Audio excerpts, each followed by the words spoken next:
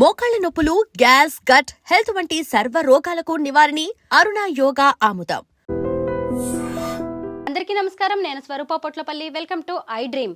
అన్నం వండే విధానాన్ని బట్టే ఆరోగ్య ప్రయోజనాలు ఉంటాయి. మార్కెట్లో అనేక రకాలైన బియ్యం దొరుకుతున్నాయి. కానీ ఏ బియ్యాన్ని ఎలా వండాలో అనే దాని మీద చాలా మందికి ఐడియా ఉండట్లేదు. తన వ్యవసాయ క్షేత్రంలో వివిధ రకాలైన వడ్లను ప్రకృతి విధానంలో పండిస్తున్న మహిళా రైతు, అలాగే Krishna's farms founder, motivational speaker Krishnaveni Guntupalli గారు నాతో పాటు ఉన్నారు. ఆవిడతో మాట్లాడి అన్నాన్ని ఏ విధానంలో వండాలి, ఇప్పుడు మార్కెట్లో దొరుకుతున్న ఏ బియ్యాన్ని నమ్మవచ్చు, ఏ అన్నాన్ని ఏ విధంగా వండితే ఆరోగ్య ప్రయోజనాలు ఉంటాయి అనేది ఆవిడని అడిగి తెలుసుకుందాం. మేడం నమస్తే. నమస్తే సార్. మన పూర్వీకులు వంట వండే విధానం వేరుగా ఉండేది. అన్నం వాళ్ళు ఖచ్చితంగా గంజి వార్చేవాళ్ళు. ఇప్పుడు చూస్తేనేమో ఒక్క 15 నిమిషాల్లో అన్నం ఎలక్ట్రిక్ కుక్కర్లో అయిపోతుంది. ఏ విధానంలో అన్నం వండితే మంచిదంటారు? అన్నము ఇప్పుడు ఆహారం ద్వారా మనిషికి 80% హెల్త్ వస్తుందండి. మనం తినే ఆహారం ద్వారానే మనిషికి 80% హెల్త్ వస్తుంది. 20% ఎక్సర్సైజ్ ద్వారా వస్తుంది. ఇది మటుకు అందరూ నమ్మొచ్చు కదా. ఇది అందరికీ తెలిసిందే, నేను చెప్పేది కాదు, అందరికీ తెలిసిందే. కానీ చాలామంది పాటించని విషయం ఒకటి. 2, మనం తినే ఆహారం ఎప్పుడైనా కూడా నాటు విత్తనం అయి ఉంటే మంచిది. 2, వండే ఆహారం ఎప్పుడైనా 2 గంటల ముందు నానబెట్టాలి. బియ్యం ముఖ్యంగా బియ్యం నానినప్పుడు దానిలో కొన్ని హార్మ్ఫుల్ గ్యాసెస్ అనేవి రిలీజ్ అవుతాయి. రిలీజ్ అయిన పక్షంలో ఏంటంటే అన్నం మంచిగా ఉడుకుతుంది. ఉడికిన తర్వాత గంజి వార్చడం అనేది మొదటి నుంచి ఉంది మనకి.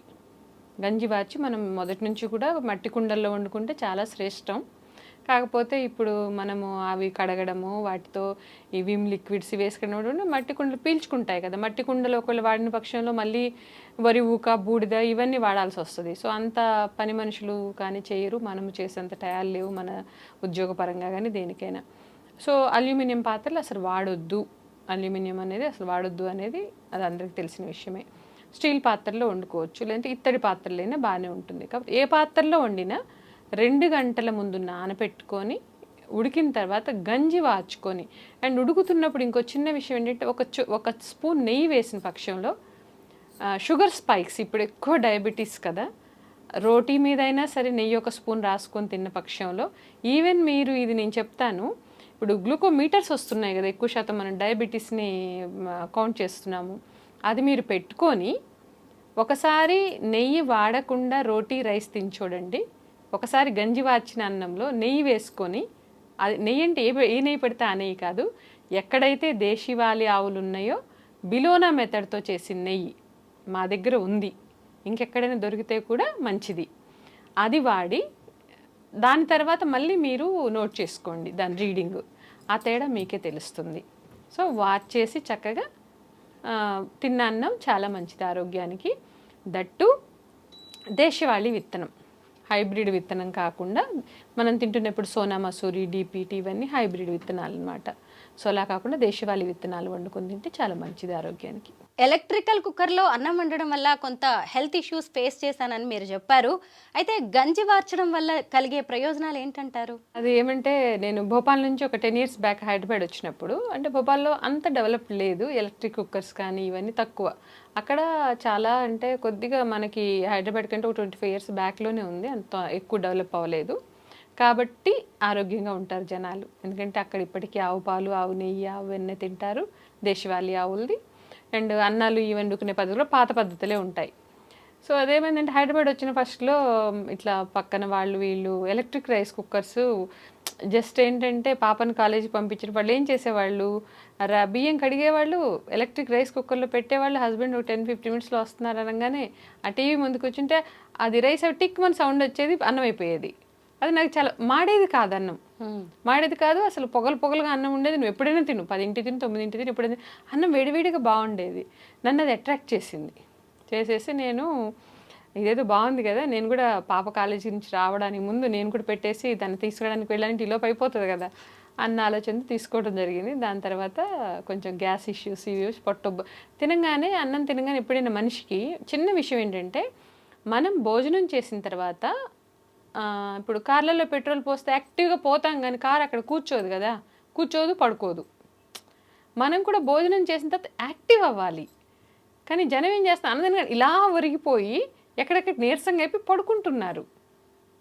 అదొక్కటి చాలు మనకి, మనం ఏం తింటున్నాము, మనలో ఎంత ఎనర్జిక్ లెవెల్స్ వస్తున్నాయి, బద్ధకం వస్తుందా అనే దానికి మనం వండే విధానం, మనం తినే ఆహారం చెప్తుంది అనమాట. అక్కడ మనం ఫుడ్ తిన్నామంటే వెంటనే వెళ్ళామంటే చక్కచక్క పనులు చేసుకునేటట్టు ఉండాలి.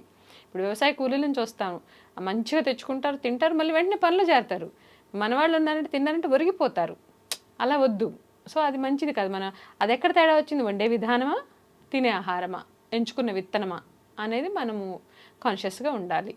సో గ్యాస్ ఇష్యూస్ రావడం, పొట్ట తినగానే ఇంటూ బరువుగా అనిపించేది, ఇదేంటి బాబు బరువుగా ఉంది ఎప్పుడూ లేదని చెప్పేసి ఆ చిన్నగా కొంచెం హెల్త్ ఇష్యూస్ క్రియేట్ అయ్యి ఏమంటే గ్యాస్ ఎక్కడ చేరుకుంటే అక్కడ నొప్పి వస్తుంది కదా. ఇప్పుడు పొట్టలో గ్యాస్ పొట్టలో ఉండదు, బాడీలో చుట్టూ తిరుగుద్ది, తలలో చేరుతుంది, కాళ్ళల్లో చేతుల్లో ఎక్కడ చేరుతుంది, నొప్పులు ఏంటి రావాలి. మళ్ళీ నేను ఆలోచించుకొని కొన్ని ఆయుర్వేద బుక్స్ అవన్నీ ఎక్కువ చదువుతుంటాను.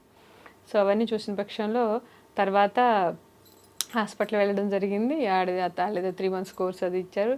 దాని తర్వాత ఆలోచిస్తే తెలిసింది ఏంటంటే ఎక్కడ చేంజ్ వచ్చిందని నేను ఆలోచించుకున్నాను. అంటే నా ఆహార పద్ధతులు మార్పులు, ఎక్కడ ఎంచుకునే విత్తనమా లేకపోతే వండే విధానమా అని చూసుకుంటే ఎలక్ట్రిక్ గ్యాస్ కుక్కర్ ఒకటి ఇంట్లోకి వచ్చింది. దాన్ని తీసి చక్కగా వాచ్మెన్కి ఇచ్చేసి నేను మళ్ళీ ఏదైతే నా పద్ధతి నానబెట్టుకొని స్టీల్ గిన్నెలో వండుకొని వార్చుకొని తిన్న పక్షంలో ఈ రోజుకి అటువంటి ఇష్యూస్ ఏం లేవు. గంజి వల్ల కలిగే ప్రయోజనాలు కూడా ఉన్నాయి కదా. గంజి ఆరోగ్యానికి మంచిదే, కానీ వార్చుకొని తినాలి. ఇప్పుడు అన్నీ ఎక్కువైపోతాయి కదా, ఇప్పుడు బాడీలో ఏంటంటే ఒకేసారి అన్నీ డైజెస్ట్ చేసుకోలేదు పొట్ట కూడా. సో ముందు అన్నం వరకు అన్నం తినేసి గంజి కావాలంటే సాయంత్రం సూప్ లాగా తీసుకోవచ్చు. అండ్ గంజి ఏంటంటే నానిన పక్షంలో మంచి విటమిన్ మినరల్స్ క్రియేట్ అవుతాయి అందులో. గంజి వార్చుకొని, అది ఏ గంజి, సోనా మసూరి డిపిటీ గంజి కాదు, అది వేస్ట్, అది వద్దు. దానిలో ఏంటంటే మెయిన్ కెమికల్ పెస్టిసైడ్ ఎక్కువ కూడా, యూరియా, డిపిటీ ఇవన్నీ దుక్కి మందులు ఇవన్నీ ఎక్కువ వేసి పండిస్తాము. సో అది కాదు. అది కాకుండా ఏదైతే నాటు బియ్యం ఉన్నాయో, నాటు బియ్యం బియ్యం నానబెట్టుకుని అన్నం వండిన తర్వాత ఆ గంజిని ఏం చేయాలంటే కుండలో పోసేసో స్టీల్ గిన్నెలో పోసేసో ఒక పల్చటి బట్ట కప్పిన పక్షంలో దానిలో మంచిగా విటమిన్ మినరల్స్ క్రియేట్ అవుతాయి. సో దాన్ని సాయంత్రం చక్కగా తాగొచ్చు. కొంచెం ఉప్పు వేసుకొని తాగామంటే చాలా ఎనర్జీ. గంజిలో నిమ్మకాయ ఉప్పు కలుపుకొని తాగితే చాలా బాగుంటుంది కదా కృష్ణవేణి గారు. చక్కగా ఎంజాయ్ చేయొచ్చు. మళ్ళీ అది తిని మళ్ళీ అన్నాలు తినడం కాకుండా అది సరిపోతుంది నైట్కి.